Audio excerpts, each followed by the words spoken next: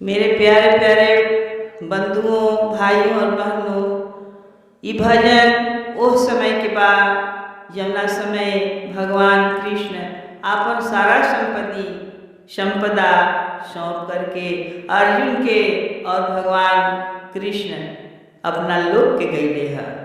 उस समय अर्जुन सारा संपत्ति लेकर के भगवान के और जब अपना घर के लौट रहल बड़े त रास्ता में कुल भी सब अर्जुन के धन लूट रहल बा। सारा वीरताई कृष्ण भगवान के जाए से उनकर खत्म हो गई बा। ये ओ समय के भजन बा। काम में नया वेला रे मोह दिने, काम में नया वेला रे मोह दिने, काम में नया वेला, काम में नया वेला रे मोह दिने, काम में नया वेला। अर्जुन के सगरी वीरताई रे मोह दिने, काम में नया वेला। अर्जुन के सगरी वीरताई रे मोह दिने, काम में नया वेला।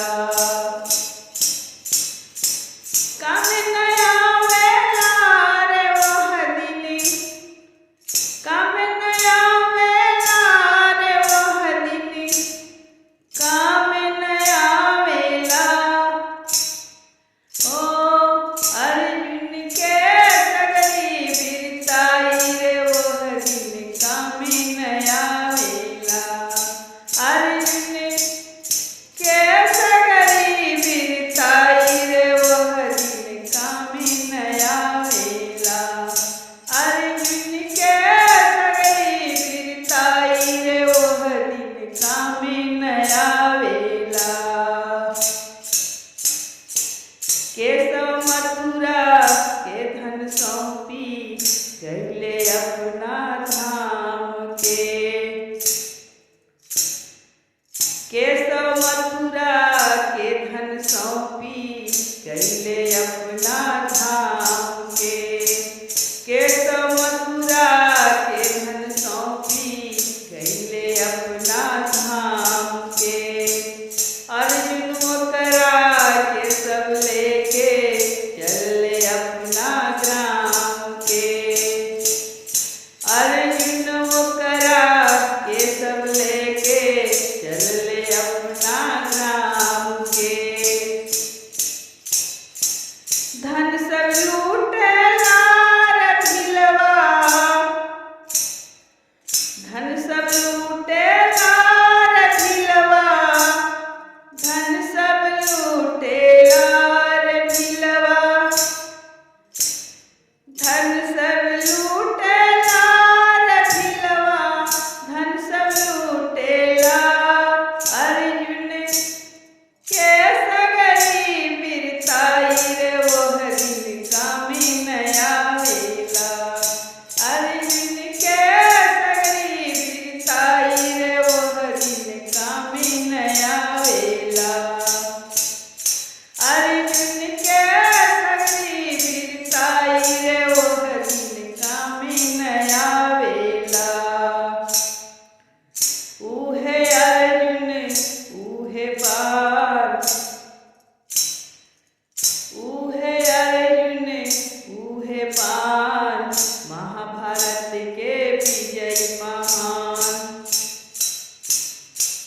ऊहे अर्जुन ऊहे पान, महाभारत के विजय महान। ऊहे अर्जुन ऊहे पान, महाभारत के विजय महान। कहवा गइल उनकर संगी, हंसा ले ले शीतल जात। कहवा गइल उनकर संगी, हंसा ले ले शीतल जात। कहवा गइले उनकर संगी, हंसा ले ले शीतल जात। ऊहे अर्जुन ऊहे पान, महाभारत के विजय